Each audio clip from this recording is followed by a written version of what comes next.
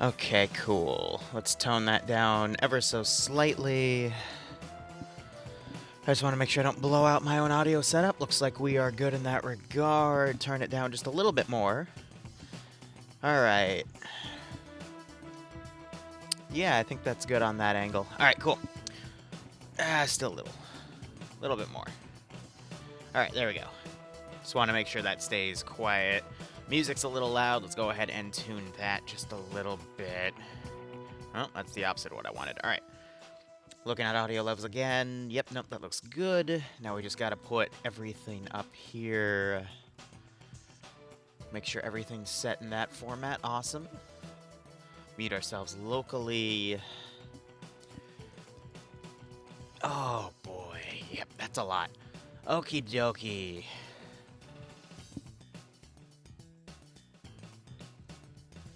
Alright, looking at everything else, I think we're good. Everything should be updated. Oh, right, I wanted to check how many people we had on. Yeah, so, haha.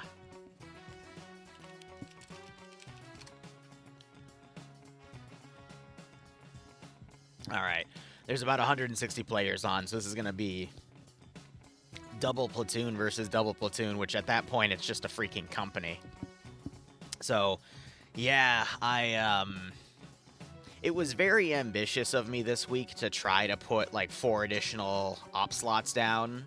The reality of it is with only, like, 48 hours notice before... Actually, 24 hours notice before the first op, I can't just snap my fingers and have brand new mod sets with things ready to go.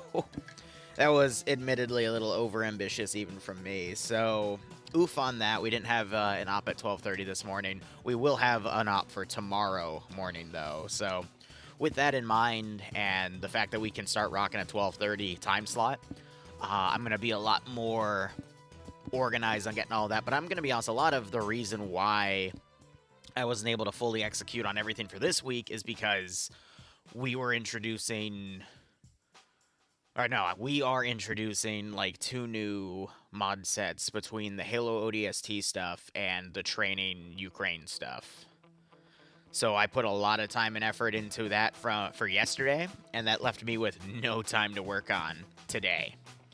So that's why, you know, I wasn't able to get the other thing sorted for that scenario. But here, let me go ahead and put a prediction up for this OFCRA operation here, and then we'll go ahead and start talking about it, and then we can talk about everything else going on. So who will win this OFCRA match? Blue 4 is Germans. I'll also add it's a World War II match. Op 4 is Soviets. No one's really attacking or defending on this one. It's kind of just winner take all. If you want to type the mission command, you can see what we have going in. But first off, see how you doing, Shark, Ghost Wolf, Tootie, and Fran. How are you all doing? So we basically have Blue 4 coming in from the south, Op 4 in a multi-group in various different areas here. Op 4, it looks like they're going to be closer to the objectives, but Blue 4 coming in. And we have 3 different color-coded zones, here and here, here and here, and then here. The yellows, the purples, and the greens.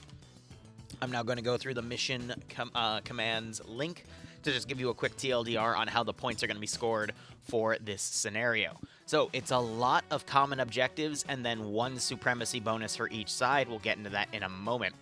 Otherwise, capturing Olgadow, which is over here, and capturing Gaki, I'm not going to pronounce that first word because I don't know my Polish that well, each within 45 minutes gets you 3 points per zone.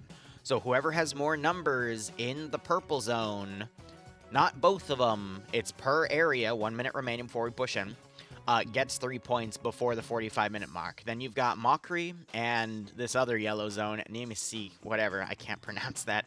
Those are also worth 3 points. That's going to be cashed in at the 55-minute mark. And then Kuro's, god damn it, Kurozwiki is going to be 3 additional points at the end.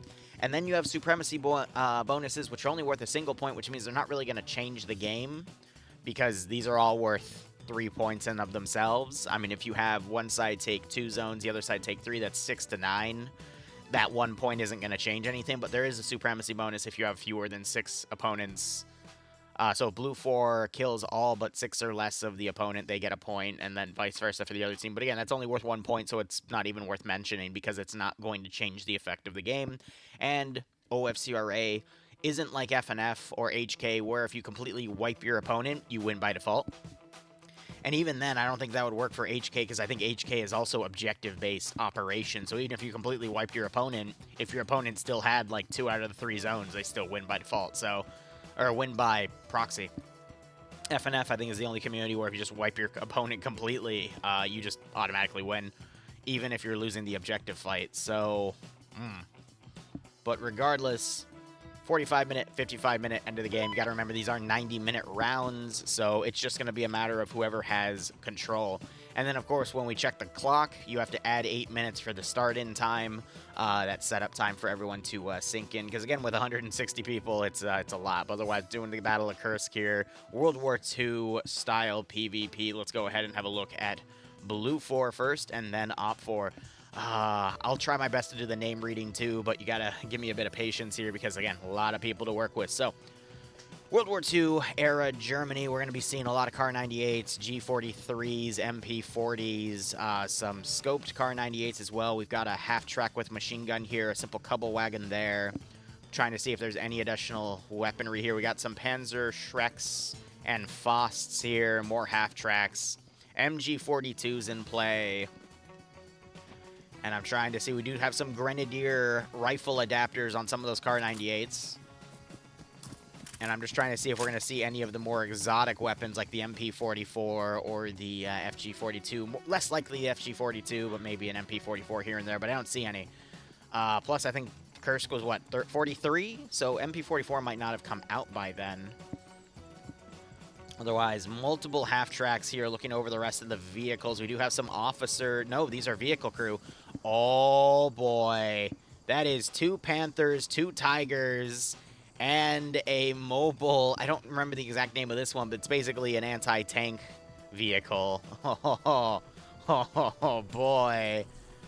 That is awesome to see. So this is going to be tank warfare on top of infantry warfare. Now, it's a Puma. Yes, thank you, chat. And then we also have a towed pack gun in the back here. All right, so even more AT. I don't see anything else here.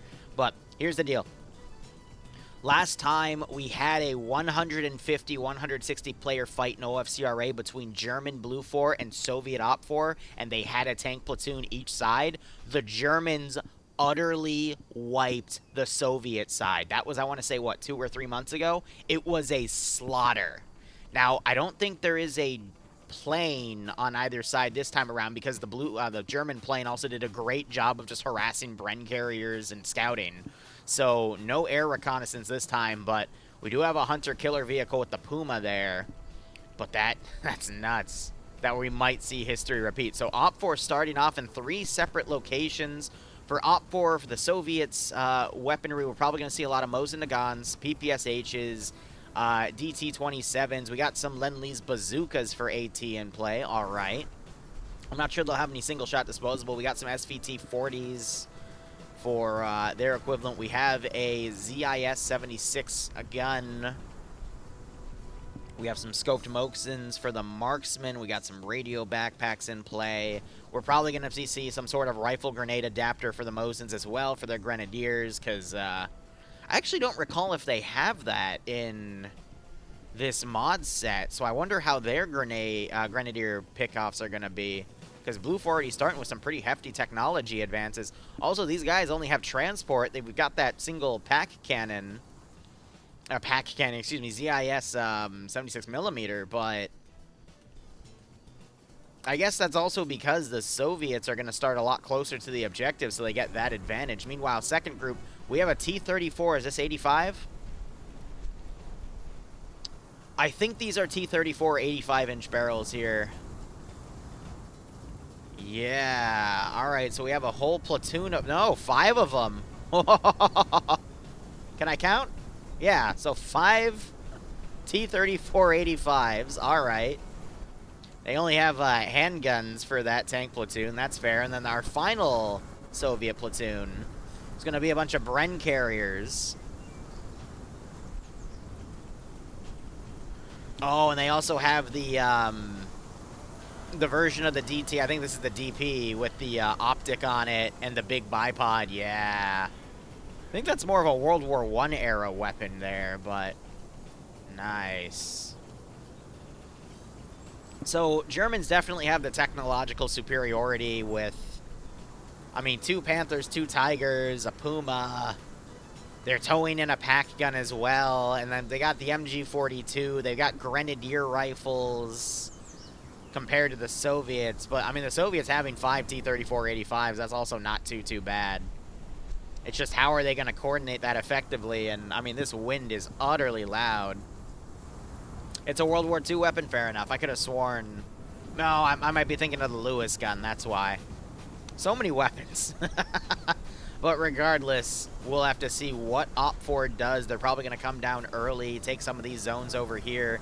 I need to turn my music up because I cannot hear it over the wind. It's so freaking loud today. All right, looking at my audio levels, I just want to make sure nothing goes too far ahead of my other stuff. But yeah, no, I got to really crank up the music here. Damn, if we want to hear it over that damn wind. All right, that's a little bit better. But we'll have to see how OFCRA sets up defensive lines along the 2 purple zones. Maybe some rear security on the yellow. Nothing on green just yet. 2 minutes remaining. Let's go ahead and look at who's on what side. Wombat going to be commanding the blue 4 side. OFCRA's commander is going to be Uta. Interesting. Otherwise, I will attempt to read off about 160 player names here. Bear with me. Let me have a little bit of water for this one. Okay. On blue 4, the German side attacking, we have Wombat commanding with NASA, Pedro, Roy de Camper, Ivnomain, Rigel, Demovar, Swolo, Gazog, and Tackleberry under him for the HQ section. Anton 1-1 has Kaiser, Overdrive, Blue Dragon, Daperhard, Zixme, and Vovkadov. I can't pronounce some of these. Ork leading Anton 1-2 with Gronska, 48,668. Ticked. Gouliet, some of these are attempts, okay? Another Blue Dragon. I thought I saw... Okay, yeah, there's 2. Okay, interesting. And Rixu. Pierce leading Anton 1-3 with Nuzzy, Mangario, T, Toms, Bursty, and Henry. Vifon leading... There's a second 48,668 with Leziak, Pingus, and what the... Was that a bird? Or was that a body? That was a bird. Okay, Jesus. And local Imperial... Commissar, there we go. Bruno HQ, one of the platoon commands, is going to be Cali with Bombero, Kifirs, and Depso. Dennis leading Bruno, so these are platoons. Dennis leading Robin, Cheeseburger, Kremit, and Garfield and Kevin. Bruno 1-3 is Mr. White with Delta, Rick Hunter, and Easy Lemon. Bruno 1-4 is Samuel, Garcia, Hans von Heimberg, Combs, Kajonovich, Lewis, and Avalos. Panther 1-1 is going to be Fonz, Nicholas, and Nolik in a Panther tank. Panther 1-2 is Flip for Flap, Arthiak, and Jonah. Tiger 1-1 is Audrey Sip, Settler, and Gerald. And again, these are the tanks. With Bartolini with Shadow and Artur in the pack wagon, a.k.a. the Puma is going to be Robert, Polish Pepe, and Grohu. And then you've got the 3rd platoon, Dora 1-1, being led by Ventil with Gregory, Bark, Adam, and Watchjack. Django leading Dora 1-2 with Masano, Arakiru, Kuboid, and Parthius. And the reserve slots, they have their own little squad, is going to be James, Kyle, Weiss, Fogs, and Filipino. Otherwise, Utah leading the Soviets HQ. Round has just begun with Charles, MLG, Grass, Drown, and Bobo with him. Anna 1-1 is going to be Demas, Shimel, Pablo, Snary, Desam, Grubby, and Sneck all together. Anna 1-2 is just going to be Mike, White Foz, and Nordic. Anna 1-3. This is the Bren platoon, by the way, based off of the symbolism on the units right now. They're using those for transport. But that's going to be Wiki, Hezrog, Anil, Staub, Weiss, Willie, and Bauer. Otherwise, Phobos leading Boris HQ with Laservoff and Sonic under him, so command for Boris. Boris 1-1 is going to be Skipu leading Marty, Grisovsky. I'm pulling these some out of my butt, all right? Just bear with me. Snobis, Thomas, and Jasu. Boris 1-2 is Kunins with Natha and Balto. McSpit, Borebel, Winter, and Steve On. Boris 1-3 is Green Thumb Seismo, SL Dream Alexander, and Kiri from FNF. The first T-34 crew is going to be Oddball and Killer J. The second one is, it's out of order. It has the 4th one now. It's Moderator And Denzel, the third one, has Belge, Commander, and Max Blue. And the fifth one, they skipped number 2. So I think they only have 4 vehicle crews, so they're only fielding in 4 of those tanks. But it's Wiki Quartz, Templar, and Slodziak. Then we have the third platoon starting on the far left. That's going to be Kui with Duodson, Jasper, Twig, King, Kurtz, and Crazy. Dimitri 1-1 is just going to be Marshall, Zartak, and Maxwave. Then we have 1-2 for Dimitri, has Maxic, Turbosick, Monkey Enjoyer, and Rambo Bambo Rocky 19. And there's the final T-34 crew pulling out of the pocket. It's just going to be Sam and Lolo.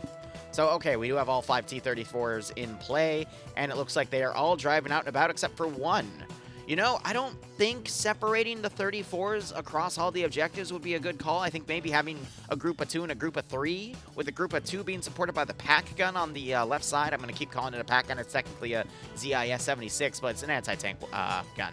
But regardless, I think pairing that with the 2 and then having the 3 on the other side would be a much better call. Maybe going aggressive with one group and then staying defensive with the towed gun and then 2 other tanks just to have some insurance. But beyond that, I mean, we'll see what Uda decides to do for the OPFOR offensive. Meanwhile, Blue 4, we have this massive convoy coming in here. On the tail is Bruno 1-3. We have some infantry walking on the rear. Don't know what happened there. Otherwise, massive amount of vehicles coming in. I mean, this is literally company warfare at this point. And then in front, I think we have some of the scout cars in play. I'd be surprised to see if the Puma was also in front, but no, it is just the platoon leads and the company lead just charging off ahead. Interesting call here as we see OPFOR getting into the final objective at Kurozuki. In the back, I know some of you told me to pronounce it right, but I can't. And we had an explosion that might have been an Arma event. Blue 4 might have just taken a hefty amount of casualties. It is.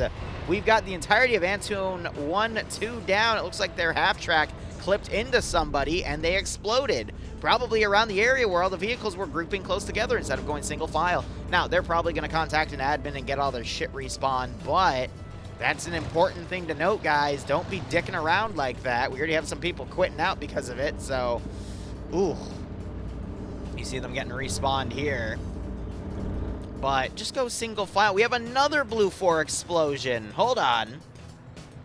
That appears to be Gregory down. That was the, that was the couple wagons we just saw clipping into each other and exploding.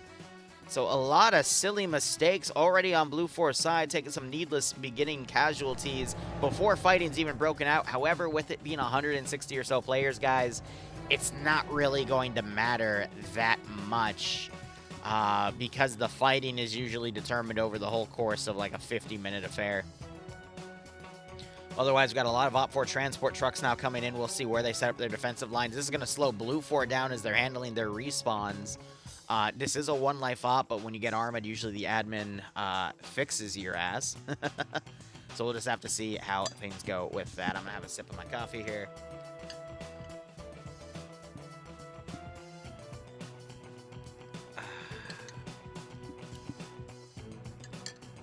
Good stuff.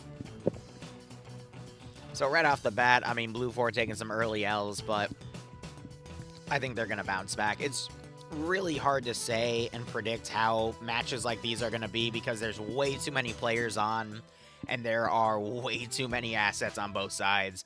So it's really just impossible to predict what's going to happen. But otherwise, guys, how are you all doing? Wee Woo here. We're pretty much going to be carrying out OFCRA and POG tonight. We had a planned mission for this morning for some ODST stuff, but I ran out of time to set it up properly. I'm reminding myself on my limits on how much I can dev at any given time, and if I'm going to focus on, you know, setting up a new mod set and getting that out to the door, I can't have a second one the same way. Literally a day later, so we'll have to see how things go. And Dreadnought, you got to remember, OFCRA is a French-based PvP community. So a lot of the players are going to be European-based, which means they're going to write in words that I can't pronounce correctly because I'm a silly American. So I do my best, but as someone who usually scored pretty poorly in English class and even worse in French class, my best isn't that good. But if you need an Arma scenario dev'd, I'm your guy. So Regardless, Blue 4 still moving up on their convoy. We got some of the vehicles getting respawned. You can see this massive route as these guys are basically sticking to the MSR here. And then they could very well carry it all the way to the first objective. I wouldn't be surprised if we saw Blue 4 completely negate these 2 sectors out here and just focused on these 3. Because points-wise, each one of these are worth 3 points. The purple zone's cashed out at the 45-minute mark, which technically with the 8 minutes of save start would be the 53-minute mark.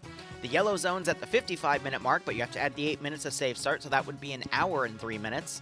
And then the final zone at the end of the game, which is the 1 hour and 38-minute mark. Regarding that time. So Blue 4 could literally just take these 3 zones, 3, 6, 9, boom, done. And Op 4 are going to be forced to divide themselves amongst both. Now, this is a 90-minute round.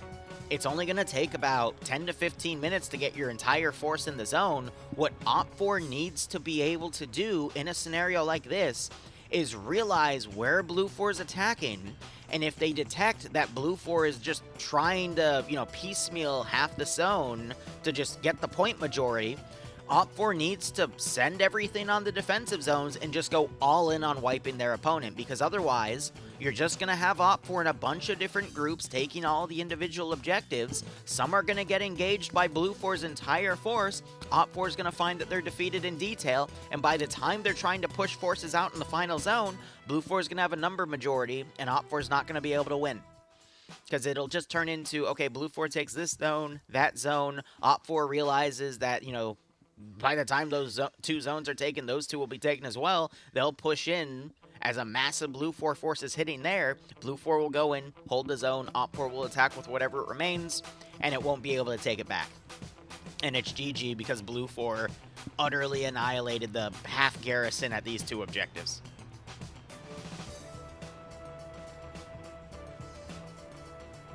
So we'll just have to see how Op 4 plays this out. But I can already see what Blue 4 is doing because they're keeping everything on the MSR, and they're just going to annihilate these objectives going in.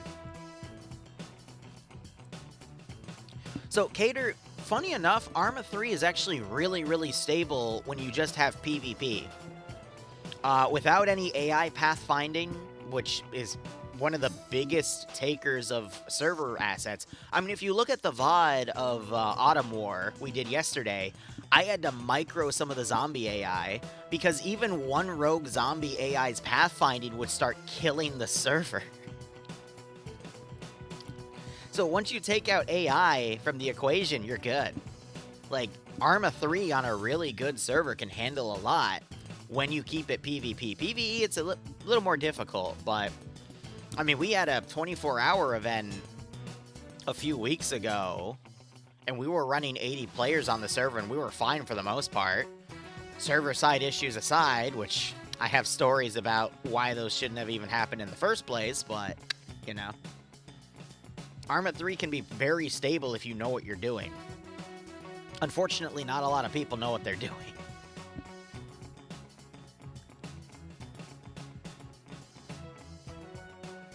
So we have scouting forces starting to basically look around the MSR here. Main forces still coming up as well. And then a little bit of a rear guard force here. Hopefully they won't smack into each other, because I'm a little worried with how the pathing's going for this vehicle.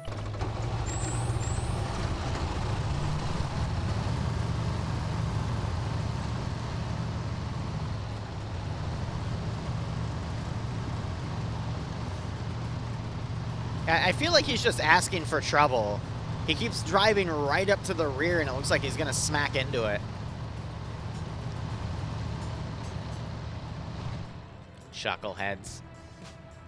Either way, I'm going to stay down here to avoid some of that really loud wind, but well, it looks like it quieted down a little bit. Awesome. I'm going to slightly turn the music down then. So I can at least hear myself think, right? So Op 4, we've got a really nice middle force.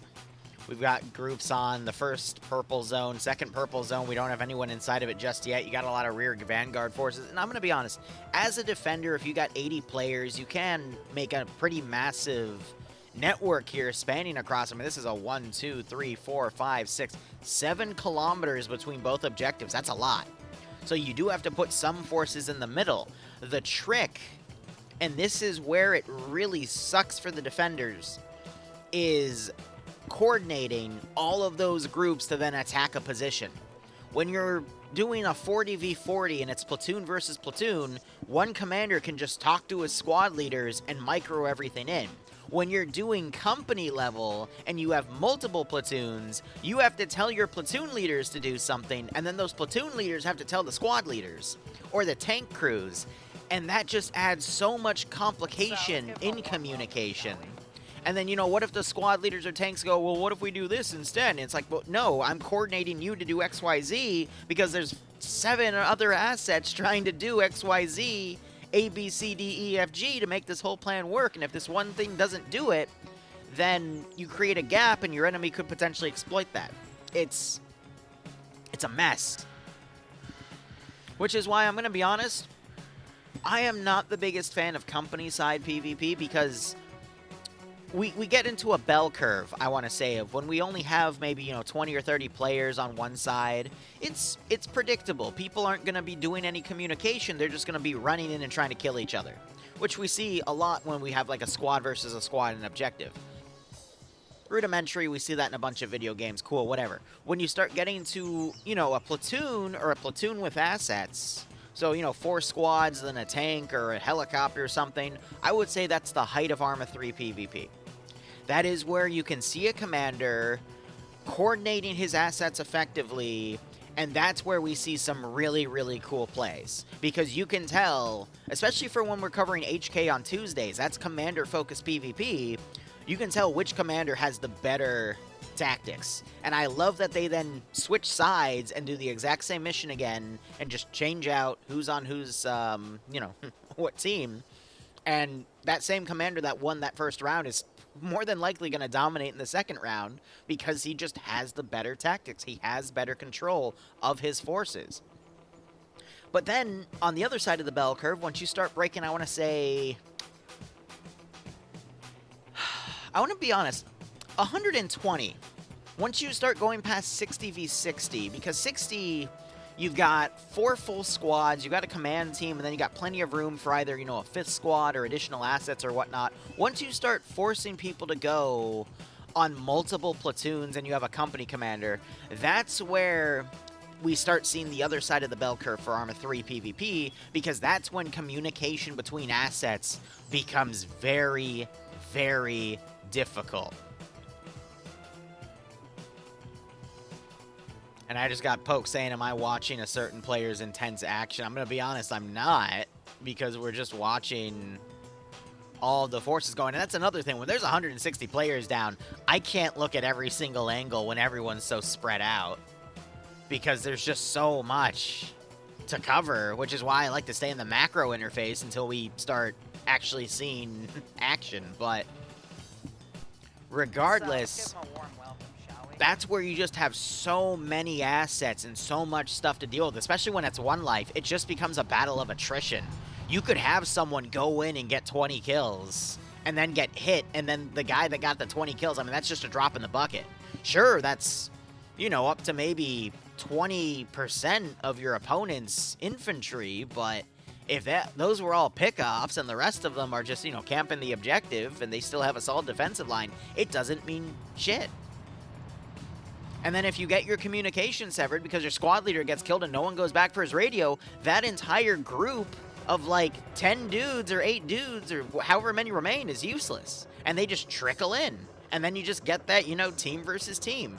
So you can argue that you can have something similar with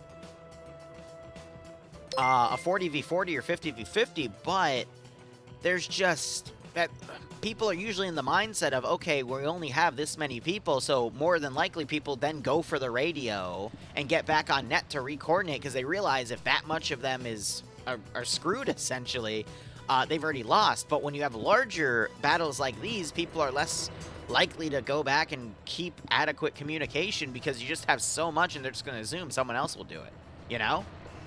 Hey, Jen, how you doing? Or Gren, I always get his name wrong. And I hate it because he raids me all the time, and then when I go to raid people, I never find him because he has very strict streaming times. I always appreciate it nonetheless, broski. One day, I will find the time to raid you. And I'm hoping with these 12:30 slots I'm doing now, I might be able to find you. Might be able to find you before like an OFCRA stream. I can raid you, and then you can hit me back. I'm working on it, slowly but surely.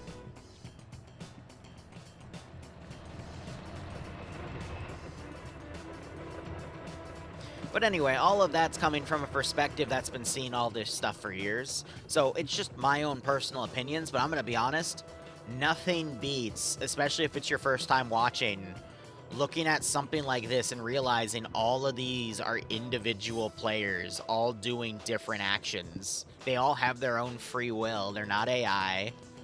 And there are people behind them that are actively giving them orders. And then there's people behind those people also giving the orders. And then behind that, you have the company commander giving the orders. From infantry to squad leader to platoon leader to company leader. It's so many layers of communication, and it's a pretty epic scale. But as someone that's covered so many and sees the flaws of all of that, it can get very, very messy very quickly. Well, we do see that blue force basically forming up on the eastern flank here. They're probably going to come in, hit this objective, sweep it out, take it, hit this objective, sweep it out, take it, and then immediately start sending forces up here. And I'd imagine they're going to start forming a battle line to basically prevent OPFOR from coming in. I gotta wonder at what point, though, does OPFOR realize that nothing's going to be coming around for these western objectives?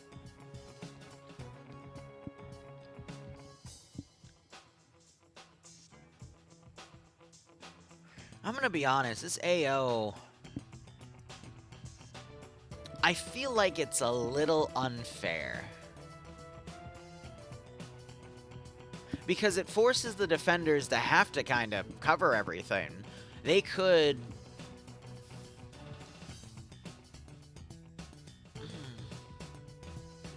I'm running through a bunch of permutations in my head, because, you know, OPFOR, they don't have to take the purples. They could just set up on the yellows and green and then put some scout groups on purple to quickly pull back and try to out-attrition blue 4. But when you have this many players, it's really hard to fight an attrition fight compared to, you know, like a platoon v platoon, where on that one, every player does make a difference. But here, there's just so much. And you're forcing... I mean, let's look at it by the numbers here. It's 160, so that's 80 players. 80 divided by 5 is what? 16? So imagine you have 16 players in each objective, which is about 2 squads worth, fighting a company, which is up to 80. The 80 is going to bulldoze the 16 every single time. So OPFOR being this spaced out everywhere compared to blue 4, which can just naturally pick off a group of 3 and take everything, it is tough for the defenders because they could possibly predict that. But then... but then they just get... How do you predict that? How do you know they're just going to bulldoze these 3? How do you not know that they're going to come over here, take those 2, and then immediately rush in? And then just grab the 3rd sector, and then they don't even have to touch the green zone. They can just throw everything forward. Like, that's why it forces OPFOR to have to spread out to get information of what blue 4 is doing. And this is only assuming blue 4 is going to do an all eggs in one basket strategy. What if they divide their forces to 2 40-player platoons and just equally bulldoze? Because you're too busy having small defensive groups on the objectives and a bunch of other units out doing reconnaissance. It really forces you to not engage your opponent until you pull everything back, regroup, and then engage. It's very tough for the defenders here. I agree. I think OPFOR needed some sort of plane or scouting element, and then blue 4 could have been given that 4-shooter flakken something, or the tracked flak vehicle to counter. I think OPFOR really needed an asset to help them with their scouting so that they could reorganize their forces here, because it forces them to scout on the ground, and they're already going to be sending, you know, half of their forces to try to do that scouting. And at the company level of comms, you can't really react quickly compared to a platoon because you have to go through 2 chains of communication. And I see that, you know, some of you are saying, well, OPFOR spread too thin, but they have to in order to scout where Blue 4 is going to come from, you know? So it's just very difficult for the defenders to win on this one. But when you have massive fights like these that, you know, break 120 players, you need, like, information is absolutely vital. Because otherwise, you're just going to be stuck spread out over a freaking 15, 20 kilometer line, and you're not going to be able to do much. Your enemy's just going to organize and push forward and pierce through your line, you know? NT, buddy, how you doing? What Arma 3 mod were you playing? You could probably see COG organize something like this. I know after I left, they started doing a Vietnam rotation, which, not gonna lie, would have loved to Zeus that, but schedules are schedules. But regardless, God, putting 80 people through the jungles in the SOG Prairie Fire maps, though, that would be hellish on the frames. Because another major source of Arma 3 AI lag is shadows. So if you do the ops at night and you put napalm in a forest, you are going to tank the server. There's no way around it. The one's human one. My joke with NT is he's always streaming Arma, whether he realizes it or not. Soviets are OPFOR, yes. Germans are Blue 4. And US and UK are Green 4 in the mod. That's just how the mod developers made it. Everything's subjective.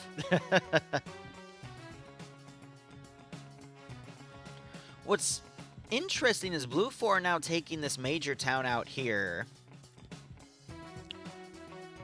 No. They're gonna do it in reverse.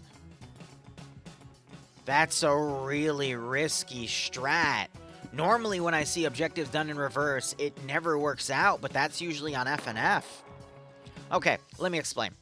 So FNF used to have a really common game mode called Rush. Rush was either 2 or 3 objectives in an order like this, and the attackers would have to, in order to score points on the objectives, hit, let's use these for reference, they would have to hit purple first, and after they took purple, then yellow would unlock. Then they would take yellow, and then green would unlock, they would take green. Once they took all 3, they would win. Almost always in Rush game modes, though, the attackers would lose because the defenders would just out-attrition them by being quick to pull out of the zone, leave a bunch of explosives and traps, and just pick players off as they assaulted through open fields, and then, again, defenders would be quick to pull away. So there was a strategy some of the players came up with where, hey, instead of just going in and getting out attrition, what if we just completely went around and hit them on the final objective, wiped whatever defense was there, and then went to the central objective and just did it in reverse, but we couldn't do the terminals or whatever objectives they were, sectors or terminals, because they weren't unlocked yet. And it just basically resulted in you would still get out attrition just in the opposite side. And the enemies would then just go over the first zone because they knew if they could hold that zone, they would win. But, you know, they would have some resistance on the final zone as well. So why that comes into play here is look at where Blue 4 is. Look at where they're deploying and moving around to. I don't think they're going to put all of their forces there. I think there's going to be some sort of simultaneous attack between a platoon right here, and we already see infantry dismounting and moving in. But we're going to see forces hit this zone and potentially these 2 zones at similar times. Instead of Blue 4 hitting this zone, securing it, and then moving to the next. They're going to hit everything simultaneously. Or maybe not so much simultaneously, but they'll be assaulting the green area and the purple area at the same time. Whether or not they'll get it, the zone secured at the same time is anyone's guess. But the genius of this is going to force OPFOR to trickle everything over in their small squad-sized groups, which, you know, for 30 or 40 players, you know, 3 to 4 squads and tanks assisting, that's going to be very, very manageable.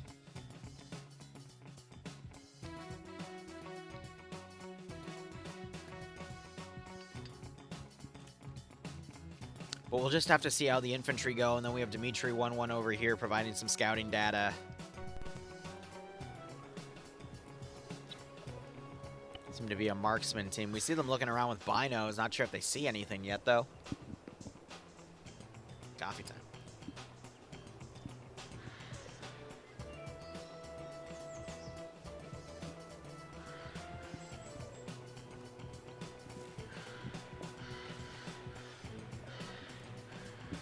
How's it going? A lot of maneuvering for this one. They've taken the entire map from one of the bigger old IFA maps, and they've just been pushing everything in slowly but surely. OFCRA, interestingly enough, though, they drove a force down to Blue Forest spawn and stole a couple wagon. Just to check if anything was back there. And it looks like they found a, yeah. Someone, it was a Car 98 gunner. We hear engines on, though. So, yeah, they just rushed in, they killed an AFK guy, and then they just drove off. Let's give them a warm welcome. Interesting, though, we have the pack gun set up down here on its own. If those scout cars come back around, they can just find this pack gun and snipe it. But that gun is covering these open areas because they're trying to see if the Soviets might send anything to this town. If they catch them maneuvering around, this pack gun could potentially snipe it off. But yeah, we see initial movement coming in from this Blue Force squad. They could run into that three-man group. I don't think the three-man team with those scope Mosins has the firepower or the fire rate to pick all the Blue 4 off here before Blue 4 call for reinforcements. So it'll be a pick-off and run situation. Keep an eye on the Puma. Since I made that mod, I was very stoked last time I saw it used, and then very sad when I didn't see didn't do anything to die. So I hope it may be different today. You know, I would normally say no to those style requests of keeping track of certain players and assets, but you made the mod. And honestly, every Arma 3 player should thank you for creating something like that. Honestly, modders are the reason why Arma 3 is successful. They're the reason I'm successful. So I will do my best to keep track. It's the Pack Wagon group. I can't guarantee I'll cover everything, but I will try my best. I remember we had quite a few more pack wagons back in the day, but then they got removed from the mod because I think they got ripped from another game. So it's rare we even see assets like these in here. So we'll see what we can keep up with. But for now, it looks like it's just pulling rear security at the moment. I will do my best every few minutes to check back on it, though, broski. And again, thank you for all the work you've done for Arma 3. I appreciate it. Yes, I did see Arma 3 has about 500,000 new people playing it. Bohemia put out a newsletter welcoming all the new players. I've noticed a few new names in some of my operations as well. Totally fine with that. Hope they've been enjoying the operations. It's been Autumn War. God, I can't wait to see what they do with Stargate, though. Those poor bastards. But yeah, no, I mean, I saw it early on. Arma 3 was having, because of that massive discount they put down, it was only like, what, $3 to get Arma 3? That's great. And they had, I think, the second most sales ever. The most sales they ever got was when the game first came out. But, I mean, 500,000 times 3 is, you know, 1.5 million. So they still made a good chunk of money there with those heavy discounts. And that's not also including all the CDLCs that were bought. So that was a nice payday for them. But, you know, a great way to increase the life of Arma 3 to give them more time to work on Reforger, which it desperately needs. But we're in that gaming cycle right now of modders will come out and create a lot of really cool stuff for the game, but they're still active, the devs are still actively updating the base game, and every time they update it, it breaks everything. I'm gonna be honest, I don't really want to be in the middle of that. Which is why I'm gonna be sticking with what I know, and that's Arma 3. Have a good one, Shark. You're probably still not here, though.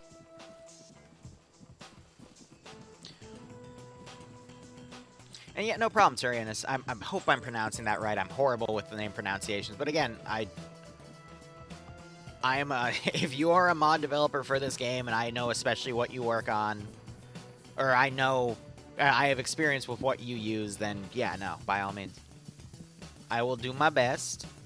But I want to, you know, catch it doing something. So we see it covering around the Panthers on the rear. We have one of the tow ropes out for the Panthers. That's funny. Maybe it's being routed to the north to help with the final objective, but you can see where Blue 4's setting up here. Definitely going to be going through the purple zone, probably crossing down, utilizing these trees, getting into here, and then coming in. I don't see it overextending on the MSR to then go this way because you have that massive open area in the middle. So I think you're going to have these guys go down that tree line, come down maybe this tree area here, this area here, and then push in through that side with the pack gun covering. But it looks like the pack gun's now moving instead.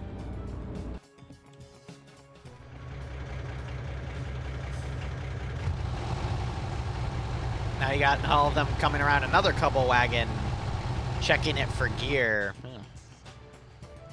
Fucking Soviets just looting everything they see, and then you got the pack gun right here still covering around. Again, to keep that southern area open. I guess to give more assurance to the infantry coming in that there's nothing back here that can immediately flank them. So they might perceive all this as clear, which it is, but, you know, there's still a few gaps OPFOR could hide stuff, but nonetheless. That's a lot to work with. They need to finish playing with Reforger to shift focus to Arma 4. So, okay. What can I say? Because now we might deal with Liru, might get in trouble for leaking things. Reforger and Arma 4 are going to be hand in hand here, because Reforger is what they've said publicly, is that it is a test bed. It's a new engine on the game, because Arma 3 has been using a 20-plus-year-old engine, and they've done so many crazy things to it to make it workable with modern-day graphics cards and CPUs. I mean, we had the 64-bit upgrade. We've had a lot of patches for performance to make it work better with hyper-threading and all the other stuff that, you know, CPUs have been coming out with. But Reforger is the second test of the new engine. The first test was DayZ Standalone. Reforger and DayZ Standalone use the same engine at this point. And what Reforger turns into is what Arma 4 is going to pretty much become, if that makes any sense. And that's why they basically set it up so that modders have full access to everything, because if Bohemia sees something they like that the mods come out with, they're going to literally yoink it and put it into Arma 4. That is what they did with Arma Zeus Cache, because Zeus used to run like shit when you would search for things. And I'm going to be honest, that's what they did with mods like TFAR Beta and whatnot. They literally put those features in the base game for Reforger. So anything that comes out on modding for Reforger that they like, they're just going to put it in the base game for Arma 4. Because they've already done it. Just go look up a guy named Deadman Miller, who literally went from a moderator to basically becoming full-time on Bohemia's payroll. He's the guy that made Zeus Cache. He's the guy that made, or not made, but he continued TFAR and turned it into TFAR Beta when the dev for that disappeared. So, Reforger is going to grow into something. It's going to eventually grow into Arma 4. Now, of course, it's not going to just change its name to Arma 4 one day. No. They're going to sell Arma 4 as a separate product so they can double dip and, you know, take money for it, which I am totally fine with, because you still are a company, you still need to do business and whatnot. At least they're not doing the paid mod bullshit in the ways that, you know, companies like Bethesda are doing with that creative content bullshit. Instead, they do CDLCs, and they give you some really good mod work for a decent price, but only some of them. That's a whole other tangent, but regardless, give it a few years. You'll start hearing more news about Arma 4, but for now, Arma 4 and Reforger, consider them hand in hand, if not the same thing.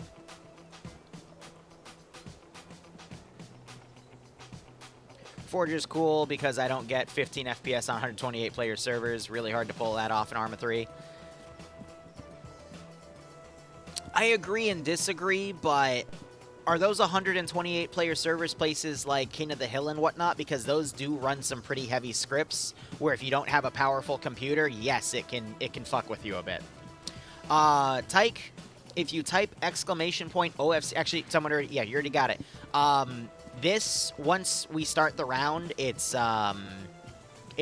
you can't jump in midway. However, these guys operate every Thursday, 3 p.m. Eastern Standard Time. If you type !schedule, you can see it on the Thursday blocks on my schedule local to your time zone.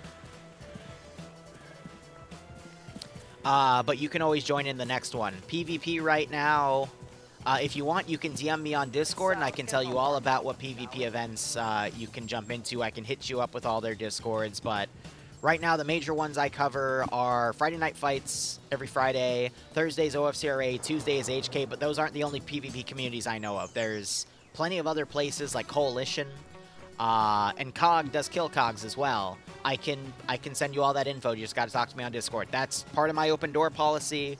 I literally DM, God, on average, I want to say 2 to 5 people every day hit me up for information, and I just pass it along. It's been especially more common since the summer sale. I will say that. Used to only be, I want to say, 1 or 2 people a week. Now it's been up to about 5 new people a day, and I'm totally fine with getting people to where they need to go. I'm gonna be honest, this game is a sandbox. It's very difficult to find where you want to go, and it can be very overwhelming for the average player that only plays stuff like Call of Duty and Fortnite. They can just jump into a lobby and immediately be entertained. But like Minecraft or Gary's mod, if you just put in a little bit of effort and you look around until you find a place you like, you will find that place, you will enjoy it, and you will enjoy it for a long time. Another thing that, it's rare where I have a partnership with people where I actually enjoy the product. I normally hate sponsored content, but, at the end of this stream, we'll play the ad for them. But if you type !milsim, if you need to find a community, that website that LaFlash has made to organize all of the major communities together and put them on one site is so much better to fucking navigate than Reddit Find a Unit. And it's so much easier to look on one website than to dig through 20 different Discords, because every mod Discord has a tab where communities advertise. The Bohemia has their own Discord where communities flood the page to advertise. It's a mess. But at least that website keeps everything organized. Much better than the alternatives.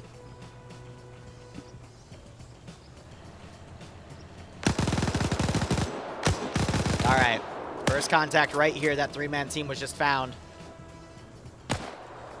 Blue 4 have a lot of forces coming in. It's going to be up to OPFOR to toss grenades. We do see some coming in. That MG violently suppressing this area. Bushes are going to catch a lot of this stuff. That might be a smoke grenade being thrown, but you saw Lewis survived because A, he was prone, and B, the bush and tree caught a lot of that shrapnel. Combs still blindly suppression with that MG. He needs to bipod it out and then just fire at whatever he sees. This suppression is only scaring OPFOR. It's not going to get any kills, but that might be part of his plan to get the rest of Blue 4 up here so he can basically engage everyone online with all the other Blue 4 players and overwhelm whatever Soviet position is here. So this is the power of smoke. If you're in the middle of the smoke, notice how from here he was able to see and kill Zartek, but Zartek had no idea where he was. Smoke grenades can be a bit bullshit like that. That's why if you're going to fight with smoke, you want to be in the smoke, because you'll be able to see everyone around you and they might necessarily not be able to see you. Zartek wakes back up, though. That was a very quick wake up.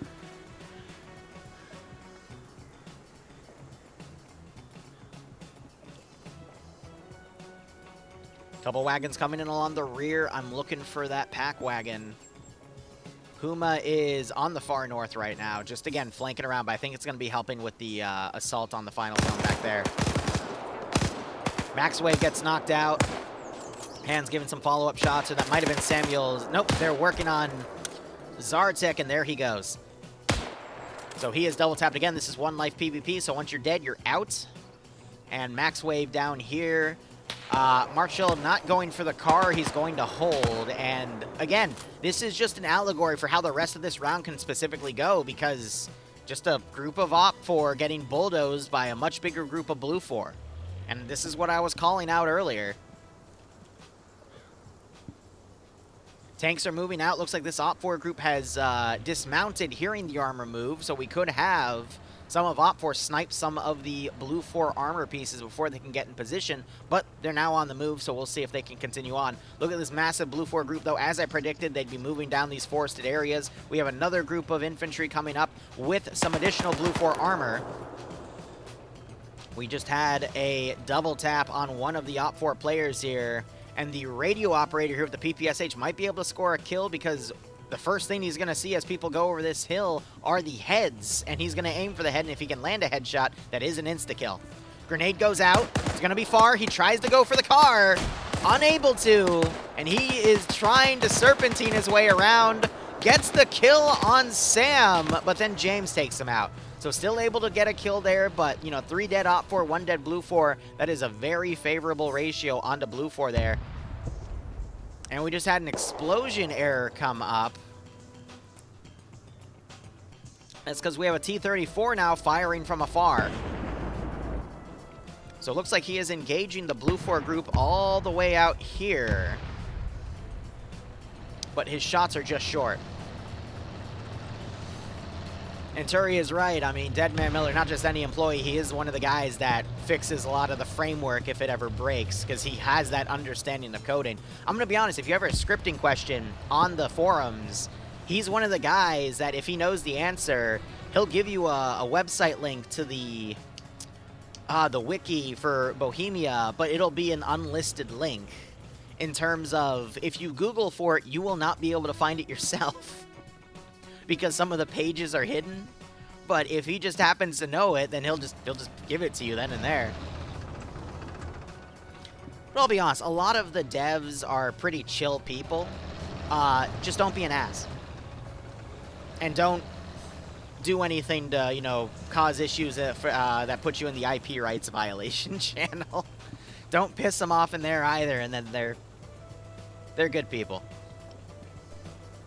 And this is coming from someone that's dealt with a lot of bad people, too. But that's usually other YouTubers. But still some good ones in there as well. But I'm full of stories. Regardless, BLUFOR now pushing in to the first yellow zone here. I'm going to see if OPFOR sends anything over. They still need to keep a few people back there to score those objectives. But we have the main fight now going. Bren Carrier's pushed up. We have another team back here, trying to provide some support, but this team is a little overextended. They've got a lot of forces around them. And tanks coming up. And I'm not sure these guys have any AT.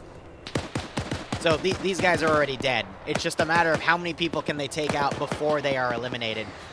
Right off the bat, we have AT firing. It goes over the Bren, lands back, but one of the Soviets gets taken out. He was one of the SVT gunners, so that semi-automatic rifle goes down. Tiger crossing in the back line, more AT firing. Again, I think it's going for the Bren, but it's being heavily overranged. I feel like if they really wanted, they could probably order the Tiger to take it out, but you just have a lot of smoke being thrown. BLUFOR charging up the position. Grenades being thrown into the smoke. It's a little early.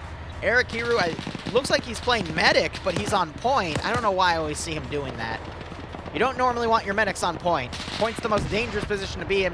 Now we hear the tanks firing, but the HE's a little short. Meanwhile, we have a suppressive fire position as BLUFOR are getting picked off and double tapped as they enter the barn, but we do have the tank right here. It just can't see that little garrison through the trees, otherwise they'd be able to quickly take out this Bren carrier. Meanwhile, back on the front here, scrolling out just to see if there's anything else I can check. BLUFOR starting to move into that final zone. Couple wagon moving around that northern side. T-34 still out here. I just want to quickly check. It's got no kills yet. If No Main tries to come up, we see another OPFOR death. BLUFOR having a single knockout. More tank fire right here. Hopefully they'll hold their fire because BLUFOR's now right on top of this position. Ooh, that is, wow. That was the Tiger firing one of its machine guns, knocking out Hawkeye and taking out the building. Final guy turns the corner, and Gazag unloads with his MG42. Look at that, though. 45 minutes have already passed. Both purple zones have been taken by OPFOR. That is huge. I didn't realize we were already at the 53-minute mark. OPFOR now only need one more objective to win, because BLUFOR wasn't able to get into the purple zone in time. They spent way too much time maneuvering. So the only hope BLUFOR has to win is if they rush a force and take Mukra. The two yellow zones on top of the green zone. So OPFOR much more likely to win now because BLUFOR dragged their feet and spent way too much time on the maneuvering. Contact only really began about 5 minutes ago. So that was 35 minutes of solid maneuvering around to set up an attack that's now not going to pay off. If this attack was 5 minutes sooner, then I think Blue 4 would have had the numbers to take everything. What we need to see now, though, is one of these two forces here needs to start booking it to the other zone, because that's going to be cashed in less than 10 minutes. So if they don't immediately start pushing, OPFOR is going to win by default. So if you bet OPFOR, I'm going to be honest, knowing how slow OFCRA is to maneuver, I think you already won. I didn't realize that much time had already passed. You're still going to see a lot of PvP, but might already be over. And we see some counterattacking on some Blue 4 outskirts groups. PPSH in front is going to catch these two medicing. Grenade gets thrown in to open up. Oh, that was brutal. What a bounce. Wow, and they traded. Double tapping shots from Staub there. A few more Blue 4 coming back around. Some nice pickoffs there. Good ratios to have. But again, 160 players, 80v80. Tough calls to make. We see Blue 4 now pushing the final green zone, but I guess the only thing where it might not work in OPFOR's favor is if they don't have anyone in this zone in the next 7 minutes. Then OPFOR are shooting themselves in the foot, and it's going to go to whoever has the supremacy bonus. If they don't get an objective, which I think it's up to these guys to cross in, but they need a transport Vic to do it quick. We see that this force is already backed off. We still have a big force right here, so even if the Soviets are this piecemealed, they win by proxy. I think they see this solo Albert Q on his own back here, clearly not even an AI, because he was dynamically running around with his weapon on his back. He gets knocked out as the Soviets are basically picking off any solo infantrymen on the rear line. There is no sense of urgency, though, for Blue 4 to go into the other objective. They're just kind of pulling out casually.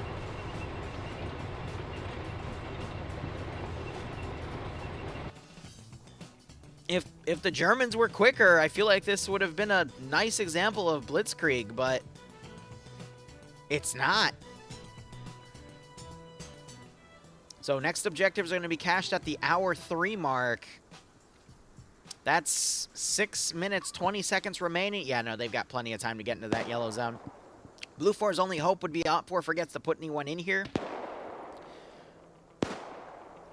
No, even then, that would still be 3-6. That would be 9 points to 3. OPFOR would still... Yeah, so... What's up with all these people on the flank right here, too? Like, we have some infantry squads here. They shouldn't even be over here. They should be committing to the push here. Now, we have some tanks firing. I think OPFOR's trying to send a few things up to slow this Blue 4 advance to guarantee their victory at this point. T-34 tried pushing up, took some fire. It is now pulling away. But really slow pacing. We have the Cubble Wagon in play now, doing some far overwatch. Zoomed in pretty well. But at that angle, it's really tough to see OPFOR in the back line here. Meanwhile, we see this as an HQ marker. This is OPFOR Command's team. And they are under heavy threat, but they've won.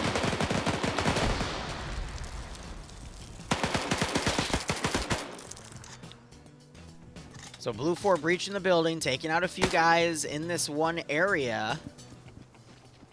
OPFOR up 6-0, and they're going to at least get that zone. Probably get that zone. It's going to be 12-0. Final match is probably going to be 12-3, not including the single point bonuses. Damn.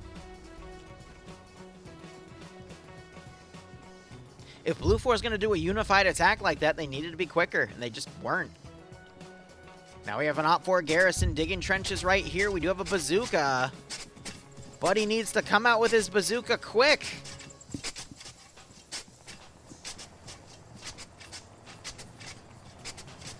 Bro, just get on the edge and wait him out. Don't take the shot. He's going to run out of room on the right. No, he's going to get lucky, and they're going to turn right towards him, and he gets the hit. Wow. I thought these guys were going to continue to go up this side. Driver gets knocked out, and that is a whole squad of Blue 4 pretty much wiped. Nice early on engagement there, but I don't even know why I'm saying it's early. It's already over. In terms of the points, it's just going to be up to PvP now. Looking back, it looks like Uda's been knocked out. We only have MLG still alive, and Blue 4 have pulled away. We see some dismounts trying to get out of the vehicle, and they're quickly cut down. Meanwhile, looking at the pack wagon here. Taking his binos out, he's looking at neighboring assets.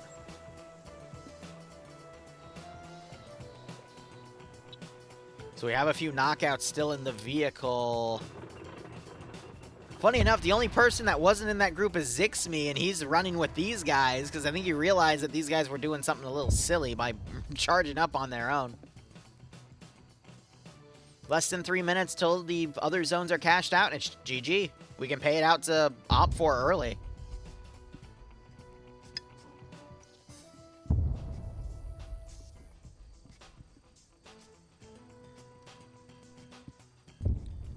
I am commentating on a 160-player PvP match, yes. We do it every Thursday for OFCRA. That is one of 3 PvP community. Actually, technically 4 because we have TBD, but they only do once a month. But yeah. And we just look over the infantry and the tactics and try to catch some pretty interesting moments. Well, thank you. I hope you enjoy watching. All right, getting back in the zone. I was really worried about this strategy, but again, I didn't realize just how long Blue 4 was taking to maneuver around. And even then, we still have a big chunk of OPFOR that have come on the rear of that Blue 4 attack. I thought Blue 4 were going to potentially put forces out to stop them, but nah, as evidenced by this. OPFOR, I think, are now just going to be counterattacking individual Blue 4 positions as they push up to him. You already had that one ambush up here. You have OPFOR forming up in the back line right here. You have a Blue 4 group. I don't know why they're staying back here because the zone's already been cashed out. I feel like Wombat, who's commanding Blue 4, doesn't really understand how quick the game clock is going. And now you're actually seeing a massive blitz of Blue 4 assets moving through after they lost that first vehicle. But look at where this T-34 is placed. It's not really in a good Overwatch position to cover this open area. It hung back because it started taking fire from the far ridge. I think it's just waiting with its engine off. Nope, it's still on. My bad. But for something to come by so it could potentially engage it. We got one of the Tigers overwatching. It's looking at the yellow zone, but 40 seconds. I'm going to tab out real quick and just verify. Yeah, 3 points, 3 points, 3 points, 3. It's over. Now, the round's going to go to the end of the time, but nah, Blue 4 kind of threw this one then, spending way too much time on the maneuvers. And even so, I think as the rest of this round plays out, Blue 4 is still going to roughly bulldoze most of OPFOR. This event right here is probably going to be a bit of an outlier. But in other areas, we've seen that. Oh, Udo woke back up as a company command. But as OPFOR just trickles in the rest of their forces to the final zone, Blue 4 is going to double down and hold it. And there's the call. Both captured by East. That's 12 points on the board now for OPFOR. There's only 4 more points left that Blue 4 could score. They're at 0. That's game. So now, with complete reckless abandon for having to capture objectives, let's see how OPFOR plays the rest of this game. Because Uda's just won. It's GG. Won't be calculated till the round officially ends in another 30 minutes. 35 technically, but it's over. And you can see, again, Blue 4 trying to bring a convoy of forces into the zone, but they were too slow.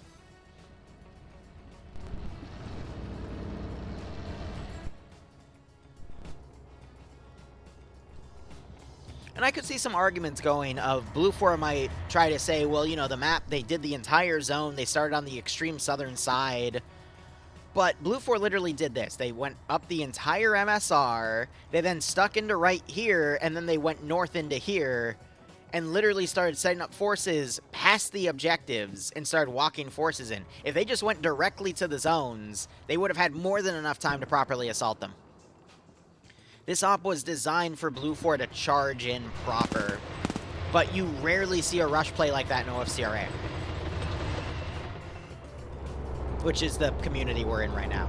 So now we got a T-34-85 charging a Tiger. Is the Tiger looking? Commander's turned out. They see the smoke. Driver's misaligning the vehicle. 34 gets the first shot. Tiger's now looking. Looks like that round partially bounced off. Tiger's still searching. Second round goes right into the center of the Tiger, and he still cannot find where the gunner is. Third round goes into the Tiger. Hits right into the crew compartment. Critical damage on the Tiger here. Fourth round goes in, partially disables the gun. Gun is ricocheting off the 34, but the 34 gets disabled. The Tiger cooks off, though. I think the 34 might also cook off as well, as it's now taking flanking fire from the sister Tiger, and the crew bails out. You got to remember, though, OpFor started with 5 T-34s. Blue 4 started with 2 Tigers and 2 Panthers, so if you evenly trade a T-34 for a Tiger or Panther, OpFor going to end with 1 tank. Now, unfortunately, there is an infantry squad right here, and they're picking off some of the crew. Sam trying to run here. His gunner is dead, Lolo, but he did nail a Tiger. Looking back at the Puma because we have the mod dev who made it. Giving me that special request. Still overwatching the zone. A little worried about it, though, because we have another T-34 marauding on the rear. Could come around if OpFor knows his force is up there. I don't think they do, though. Meanwhile, we have a second vehicle interception by this OpFor team. Unfortunately, it looks like a grenade or something got fired into here, and they took heavy casualties. Gazog throwing another grenade in here. That's going to knock out. Yep, and double tap. Oh my god, Gazog is charging with an MG42.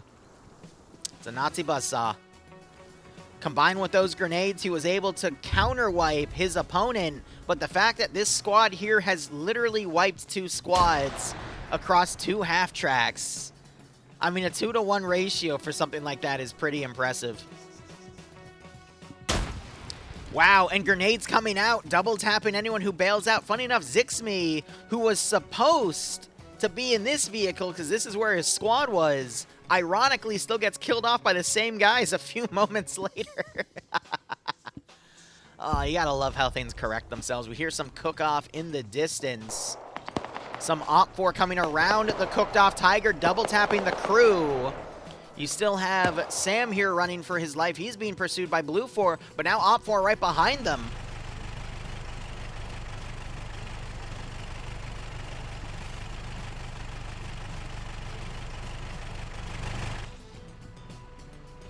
Skelly, where did you put your grenade? Was it on that OpFor group over there, or where was it? I hope I caught it.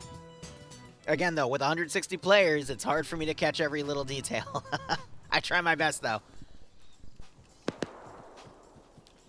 The barn raid? Oh, that was it this barn up here?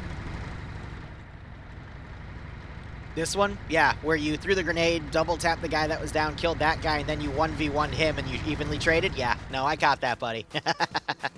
Good job. You technically went 3-1, technically, officially 2-1, because you got the knockout and then the guy behind you double-tapped him, but I'll credit you with that. Hey, sometimes they get lucky, man. It's a shrapnel. You can't predict where those shrapnel shards are going to go. Look at that grenade throw by Curie. Oh, but Dream can't land the kill on Rixu. Rixu double-tapping, getting 2 kills there, finally brought down by Seismo. That MP40, I don't know what's up with it, but I've had that thing be a piece of shit, and then you see things like what Rixu just did and get a double-tap for his life as he's laying on his side fighting for it, man. Meanwhile, OpFor had 2 guys still alive here. They're getting picked off by this massive group over here, which means they killed Gazog with that Nazi buzzsaw. And now Chimel's just basically trying to counter-suppress literally 2 squads and a tank. They're all prone lined up here. I think they've had enough of this squad shit, because Anna 1 has taken out 2 squads worth of German infantry. Yeah, Dream coming in the chat. And I agree, like, I don't get what is up with the MP40, because I see people use it and they can't score a kill to save their life with it. And then I see people like Rixu use it and they just somehow tap them in the head. I think the difference is headshots, because the MP40 as a submachine gun, it has really good control. So if you aim at head level, I feel like you are going to get the headshot. But it can be tough to put yourself in that mindset, because so many people just aim center mass, you know? I don't know. It's a tough call either way, but look at this 4-man Blue 4 group trying to stick it out. Meanwhile, at the final zone, I can't tell. All of command got wiped. Blue 4 moved more forces in. I want to see if this Puma on Overwatch is going to be able to pick off more forces as they potentially envelop that final zone. But you see Blue 4 sending now everything to this final area here, because they've realized that that's the only thing that's worth any more points. Op4 mounting up all their groups and are also converging on that final area. And now you're just catching a lot of groups like this running out and about. Owok. Seismo sees him, though, and blows him away before he can line up a shot. He's got that DT-27. He basically saves these Op4 from getting taken out by a G43 and some potential grenades there. So, Blue Dragon getting knocked out. Because Op4 now see these guys up here. Medic gets taken out, and Ears trying to prone away. But is it going to be enough? It is not. He's spotted and immediately cut down by the Soviet forces. So we have this Op4 convoy coming in. It is an infantry squad with a platoon command element and a T-34 escort. That's going to be pretty sizable. I want to see if that pack wagon, though, can potentially find and eliminate that T-34 as it moves through the center of town. We also have another 4-man team coming in from the south to reinforce. We also have another truck of guys. It's going to take them... Oh, no, that's only 4 dudes. It's going to take them at least 5 minutes to get into the final zone. We've got... What's 38 minus 11? That would be 27. 27 minutes of gameplay left. We have got a Bren crew. It's literally just a crew. They don't have any additional infantry or transport. And then you got Twig King and friends here. They need to mount up in their transport truck and start moving in. I'm going to assume all these people you're seeing disconnecting are people that have been picked off. T-34 on the rear, trying to engage the remaining Tiger from afar. That was that 34 we saw flanking around earlier. At this range, though, it's going to be really difficult for it to line up that shot. And I'm going to be honest, if you see this many infantry on the hillside, don't aim for the tank. Load some HE. Pop the infantry. It's going to do a lot more damage. Let's see if he adjusts. Tiger now turning around. Nope, T-34 is booking it. Oh, there's a platoon. This is company. That's Wombat. He's going to immediately, you see him on the radio, he is immediately calling out that the tank is right here. Tiger's turned around, immediately gets a hit in the center of the 34. This 34 is screwed. It is not trying to move away. Tiger fires another hit, and it is knocked. There was a Panther on the road as well. They are going to continue to fire at the crew. Wombat might try to also come down and eliminate these guys, prevent them from coming back. It doesn't matter anymore. The 34 has been cooked.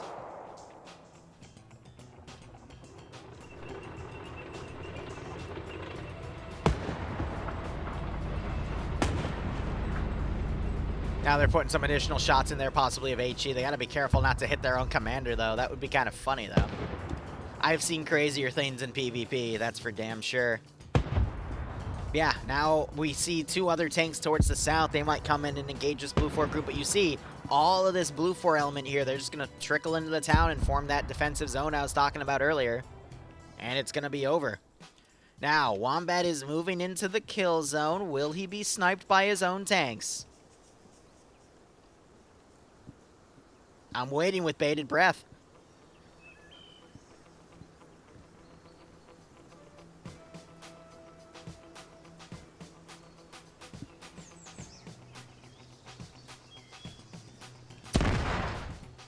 Additional cook-off from the T-34. I was also using that as an excuse to drink a little more coffee. We have the Bren gun driving up more. You know, it would actually be kind of funny if they had AT, but I think they're trying to line up. Oh my god, wait. He's going to start shooting at the infantry.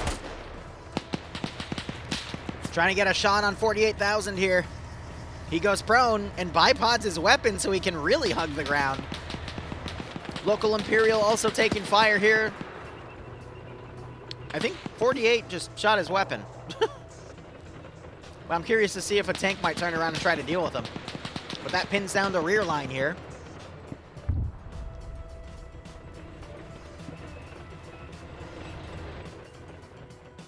And Blue 4 still have a very paltry garrison in the middle. Oh shit, Wombat finds the remaining T-34 gunner who only has a handgun, gets a shot, kills Wombat at that range with a freaking handgun. You're kidding. Hold on, I want to see him run up to the body. I want to get a measurement for that shot. Double tapping. That was a 55 to 60 meter shot. From this tree, he's right next to the body now. Yeah, 70 meters even, with a handgun. Blue 4 Command lone wolfing gets taken out by a crewman with a freaking handgun when Command had a freaking MP40. The duality of the MP40. It's either a piece of shit or you can get 2 headshots when they're already firing at you. I don't get it any more than you guys do. All right, more armor coming in. Puma sitting in the back line. I'm gonna be honest, I think it's literally just going to stay here the entire time and not get any good angles. The way that OpFor is now coming in from the west, maybe as OpFor trickle in from the south, Puma might be able to pick off a tank or two.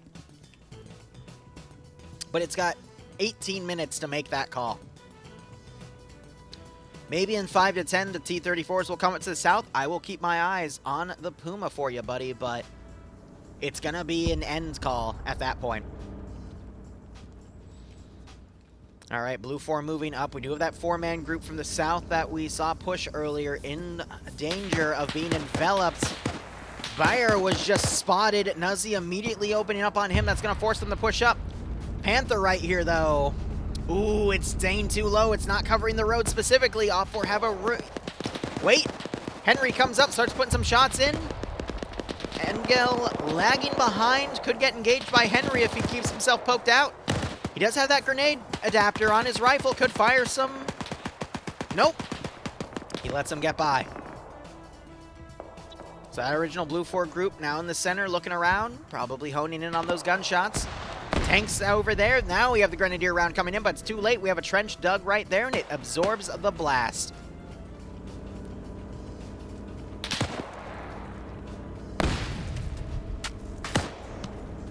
Yeah, but if they see a giant mobile gun, they're going to think, ooh, Overwatch asset.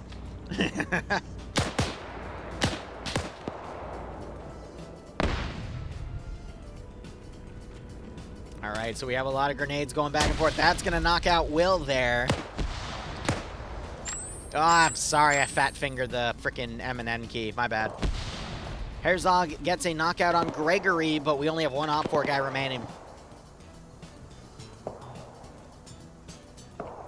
Meanwhile, Puma in the tree line. We do have a T-34 infantry crew coming around, though. You know, it's funny. They could actually, like, get on the back of this and start hitting them in the back of the face. I feel like the T-34 crew is going to potentially kill these guys with pistols, steal the vehicle, and then use it to destroy some German armor. Wouldn't that be something? No, they're going mobile. Because we do have the pack gun over here. It's firing at the church. All the infantry that have set up around it to push in. Pack gun is just tearing into this position. With HE ammo, it's causing a bit of damage, but nothing too harsh. 20 minutes remaining. My calls were wrong, my bad. But yeah, no, 20 minutes there is the official call. More rounds coming in. We have people rappelling out, but they're getting intercepted and taken out as they're trying to rappel out of the bell tower. Oh my god! And then the second guy gets sniped out of it from the pack gun. Oh! Oh, and he's going to be there for the rest of the game. Dead as a doornail. My god. I'm waiting, though. If the Puma gets intercepted Wait, they don't have handguns. One of them has stolen an MP40. That's oddball.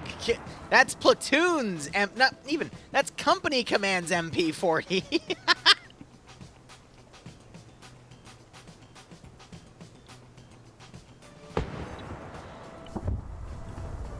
Got some infantry moving in. Tanks pushed up on their own, and it is basically tearing these infantry apart. What mod? Most of the stuff, the map, and a lot of the assets are from the IFA mod, not Faces of War. Faces of War is usually more Pacific focused, but they do have some Eastern stuff as well. No problem, broski. Happy to help. Yeah, so they're just pinning that infantry from behind. Hold on. I promised the mod dev of this asset we'd cover it. They could literally just climb up the top, kill the driver, kill the gunner.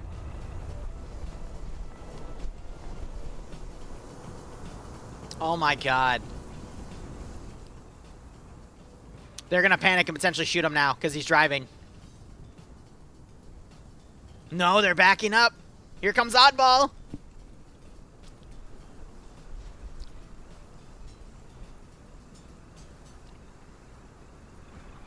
No way! No way that they just did that! Oh my god! And they stole the Puma.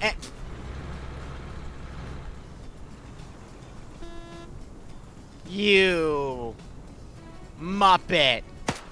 You Muppet. Pepe, kill him. Fucking brilliant.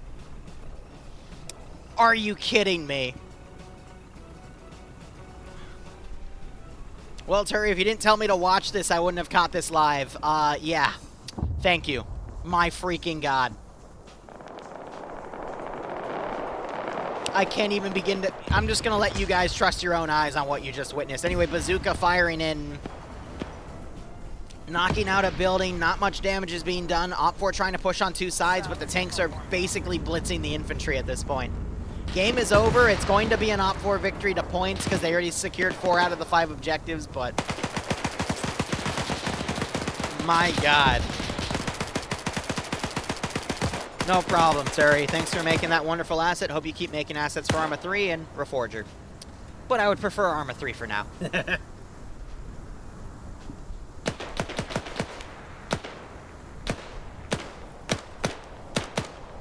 PPSH picking people off as they're trying to cross. AT grenade thrown up. The shape of the roof, and I think the placement did do damage, though. Alexander trying to push in. Pingus, though, coming around. PPSH taking out that one medic. Pingus trying to come around. He gets a kill and a knockout. Grenade gets thrown over as he throws a grenade. Pingus loops around. Barbarino runs in. I think he just got another kill. Machine gun coming down the street from the Panther. Knocking out Jasper, giving Pingus some room to maneuver here. As he stayed low with that MP40, runs right into a guy, literally mag dumps his chest. Checking the rear here, sees all those knocked out forces. Pingus here doing his best to repel everything. Adam just got an OPFOR kill. Pack wagon on the rear just got a hit on the T-34. So Pack wagon is engaging this T-34 as the Pack gun is engaging that T-34, knocking it out. Come on, can the Pack wagon lock down this final T-34 as that 34 gets destroyed by the Pack gun? Come on, Pack wagon. There it is. No, it's too short. Come on, it's standing still for you. Hit it. Yes! And that is a T-34 knocked out by the Pack wagon. I assume that's Pingus. No, it's Pepe, my bad. Pepe gets the knockout after watching the crew die and getting the kills on there, and we finally see this asset used effectively in PvP with its mod creator in channel. I love it. And it looks like they switched to HE, but it's got different ballistic effects, so that one goes way short.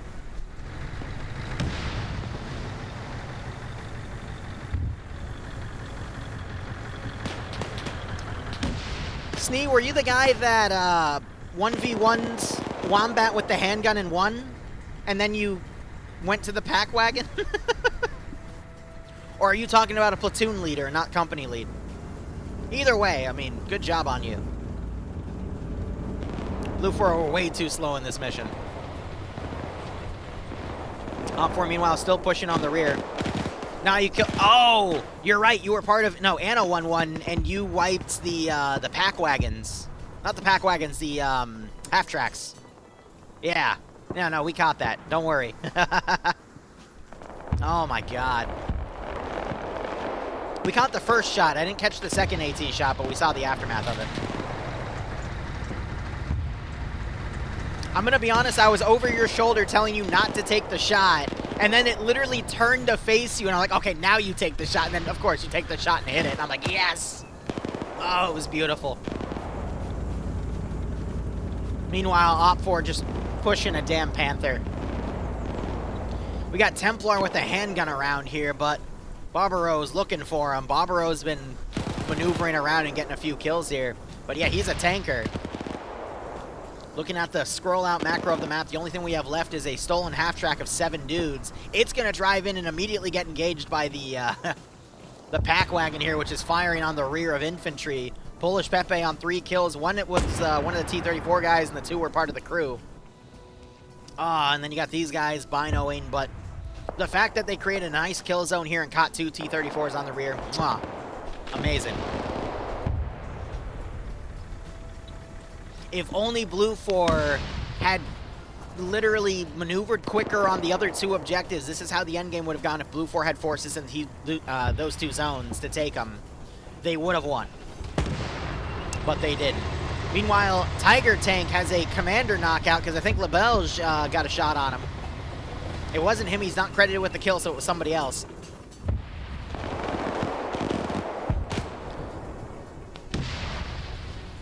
So whoever we were watching go up that flank, I think officially got taken out somewhere. We see some medical being applied to the bodies, but not much. We got Boris 1-1 coming in. Curious to see if the pack wagons will hit him.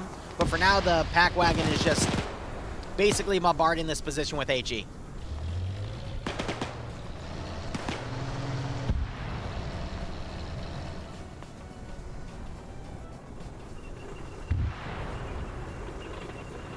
So we have, is that a Panther? So one of the Panthers has been taken out. We have a destroyed car here, and we have the other Panther struggling a little bit. So we only have 1 active Tiger in the zone now, but its commander has also been taken out. That's the risk about being a tank commander. If you turn out and there's infantry next to you. Yeah, so Belge did just get a commander kill on one of the tanks. Nuzzy running around, though. He's got a stolen bazooka. 4 kills for Nuzzy.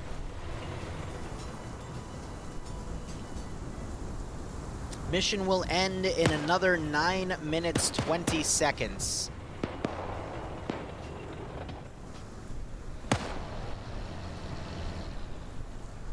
British trying to push up. Unfortunately, the tank has spotted him and takes him out with a barrage of machine gun fire. That is the front machine gun on the Panther. Brutal. Main gun firing as well, just to finish him off with an HE round. Deplorable. Pack gun still firing. I'm gonna watch the pack wagon here. I want to see if he catches that half track. He sees a guy on the right.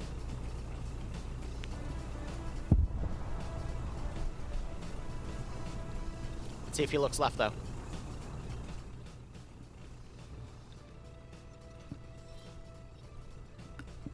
Let's give him a Or he might just be completely out of ammo at this point. Yeah, that's because Ace Cookoff doesn't register the kills.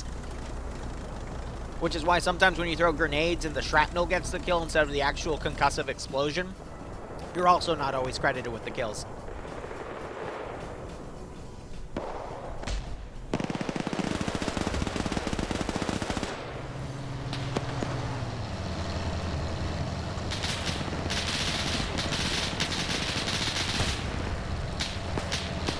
Rizvo trying to pull this half track away. Okay, so he is still... I was about to say he's still alive, but we just watched him get shot in the back, so I might have just caster cursed him there. Because I thought he died earlier, but yeah, we fixed that. Haha, anyway. 50, what do you mean by that? A year ago, if it was 170 players, it was probably OFCRA versus BIA. because those are the ones where we near the 200 player mark, because both of those communities are massive hubs. So now you got the pack wagon trying to fire on this half track here, trying to engage the infantry, but now they're in a bit of defilade, so the rounds are falling a bit short. I know we can't go through a single PvP match without me at least cast or cursing somebody, though. But 50, when you say how do you do that, do you mean like how is the scenario set up, or how do I cast, or if you hit me with the follow-up, buddy, I can answer your questions, or you can shoot me a message on Discord and I can answer you.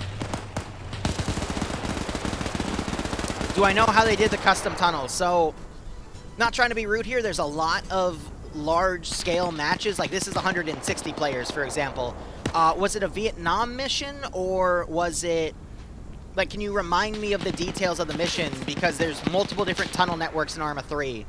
And I just want to make sure I give you the right information. Look at this, Thomas here. He's catching people prone right here, and he's just picking them off from the side.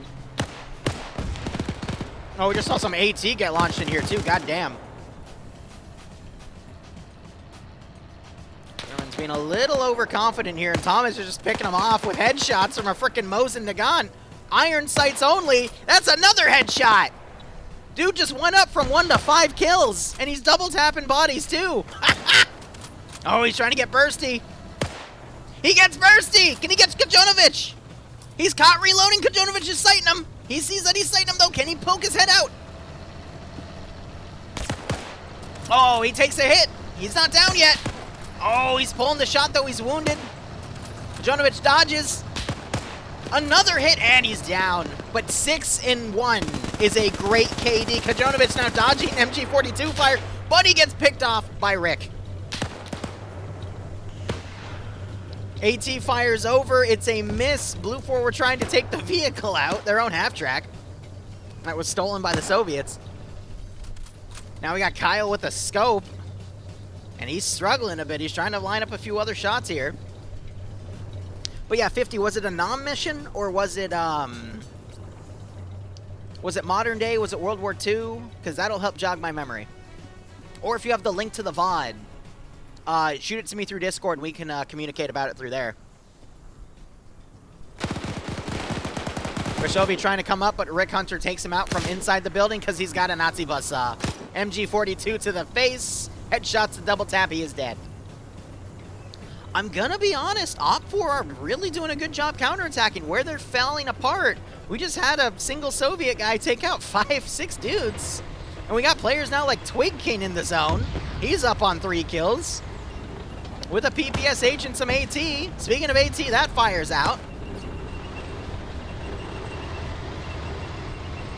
But we do have a partial crew for a Tiger and a Panther still marauding around. Twig, if he looks right, he's going to see it.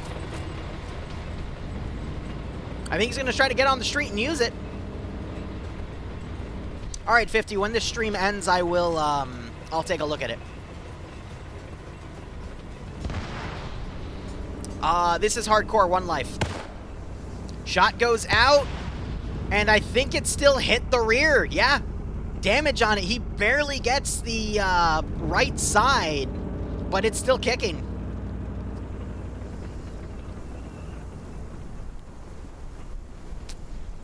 So here's what I'll do. When this officially ends, I'll run my ad for Milsim units, because again, totally agree with what they're doing. It's such a pain to find a good Arma community, and that place does a really good job of helping players out with that. After that, that'll give me 30 seconds to look at what 50 sent me, and then I'll try to give some information on it.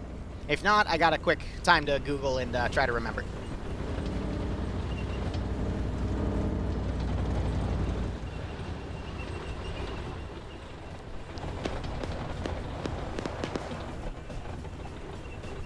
Oh, shut up, bro. Yeah, some people abuse my open door policy and instead send me really weird things. But just as a reminder, I am not anyone's therapist. I'm not going to grade your English paper. And my condolences for any of your losses. But again, I am not a therapist. Jesus. Some of the stuff I get sent, man. So Bartoni comes out and kills the tank commander right here that was speaking to him. He immediately takes fire from Masano from an MP40. Where's Twig? Twig's running around the northern side.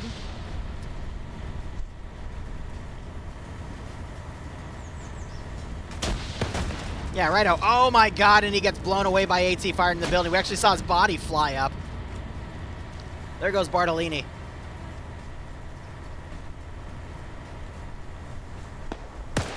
Twig switching to a Mosin, gets the kill there. Garfield saw him go down. He's now looking in the direction behind this house. Twig trying to flank around. Unable to pop the fence, so he now goes in the open. Risky to be on the streets, though. I cannot tell who has the number advantage in this town, though. OFCRA could sweep the game. It's going to be up to players like Twig, who are really good at making multi-kills here. He's on 4. He's looking around. He's taking it slow. That's what you want to see. He's going to find Legend and Garfield back here. Maybe time a grenade. Gets one. Garfield turns around. Tries to push him. Unable to find him. Twig running for it. Garfield finds an angle. Gets a hit on Twig. Doesn't get the kill, though. He's running. Shuts the door. Immediately goes up to the second story. He's got some choices of weapons up here as well. And he immediately trades it out for an SVT-40 because with that bolt, he would be able to get a multi-kill there. OPFOR have 7 in the zone. Blue 4 have 4, 5, 6, 7, potentially 8 to 10, depending on if those vehicle crews. I know they have at least 1 down each. Laser Wolf gets knocked out. Maxic running around, taking fire from Django.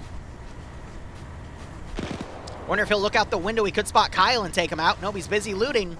But right here, he could find an angle and take 2 Blue 4 out if he looks. Maxic gets taken out. He's going to see Kyle. Gets the kill on Kyle. Honestly, I think Twig is the last hope for OPFOR here. Because the other 4 are just holding around back here. If he could also loot a few grenades, that would be major. You got Adam down here doing God knows what. He's doing medical, so he's just been hiding down there. Django coming around on the front. Twig still looting for bodies. He's going to come out and see him. Wait, yeah, he sees that they're going to be looting. Gets the kill on him, makes him fly. Rick Hunter looking up. Tries to put some shots on Rick. He gets into an extended firefight. Rick has an MG42. Oh, but he gets headshotted. Twig up to 8 kills now. Might be the reason OPFOR still has this AO. He's running. Blue 4 pushing his building. It's moments like these, man. Kojonovic now breaching. He's going to catch, Twig's going to catch Misano going around. Gets Misano. Up to 9 kills now. OPFOR might very well have the number advantage here. That Panther is being solo crewed. What about the Tiger? Tiger has 2. So we see 3, 4, 5 people in the zone. Tiger gets, excuse me, Twig King gets, I don't even remember who that was. I think that was Garfield. No, Garfield's still alive. There's only 1 Blue 4 player still in the zone that isn't a vehicle. If OPFOR keeps the 4 guys here, numbers-wise, it's what, 2, 3? No.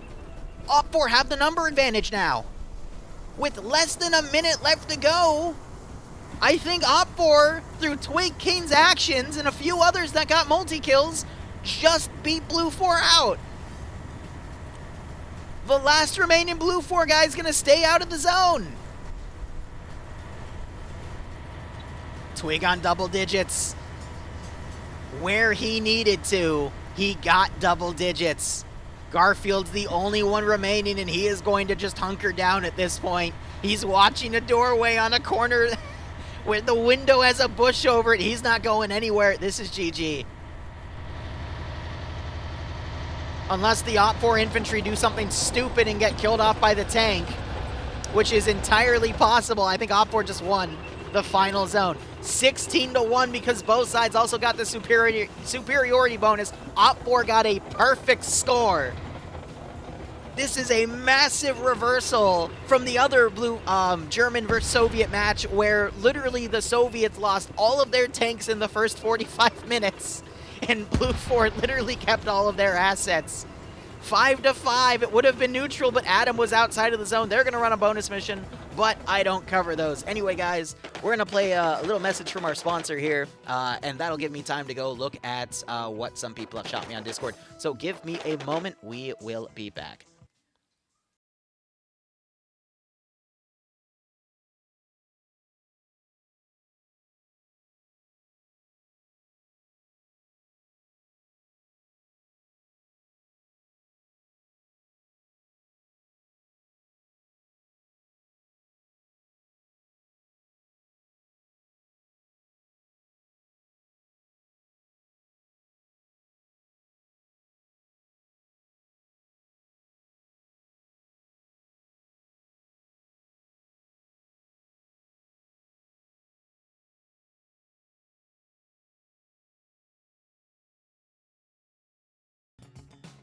Okay, so he sent me a link to Killcog. Oh, to the, was the audio broken for the goddamn... Of course it was. Great. Awesome. I'll have to look into that later. All right. I'm trying to find the mod. Because that was a Killcog video. And I have the mod somewhere, but I think I cleaned out my computer and lost it. There's a few different good Arma 3 tunnel mods.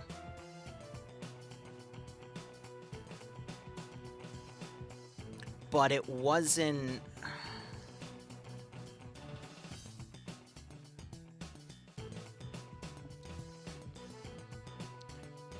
No, it wasn't that. God damn.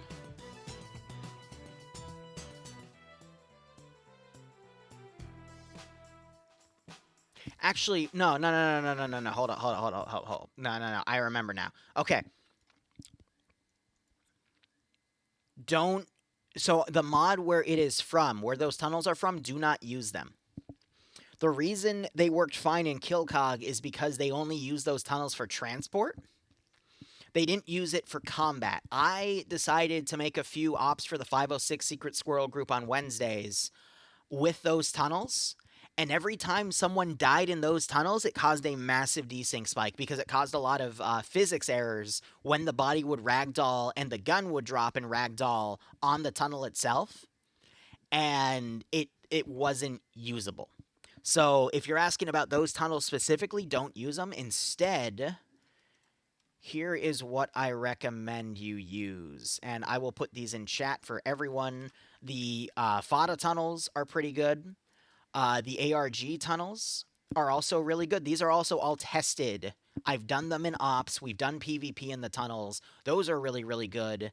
And then where's North Takistan? Let me look that up real quick. North Takistan has some really good tunnels and bunkers. I would also use those if you want to make custom tunnel networks. There's a few other good mods that have stuff like that. Like, where's... where there's another one that also has a bunch of castle pieces too. And I mean, you can also always look up on the workshop directly. But that tunnel mod, I just remember here, actually, I think it was this. Yeah, no, this is a re-upload for it, though, but with the interior that they had, if you're going to use them, only use them for transport. Don't actually use them for PvP, because it made things messy. And the mod author abandoned it, so it's never going to be fixed. So, yeah. Otherwise, that is that. Anyway, we'll be back in 3.5 hours for PO... Wait, 3.5? 2.5 hours for POG. We're going to run a fun little op about setting up for Liru evading his taxes from the IRS. Anyway, thank you so much for watching. Go operate operationally. Enjoy the rest of your day or night. Cheers, and have a good one.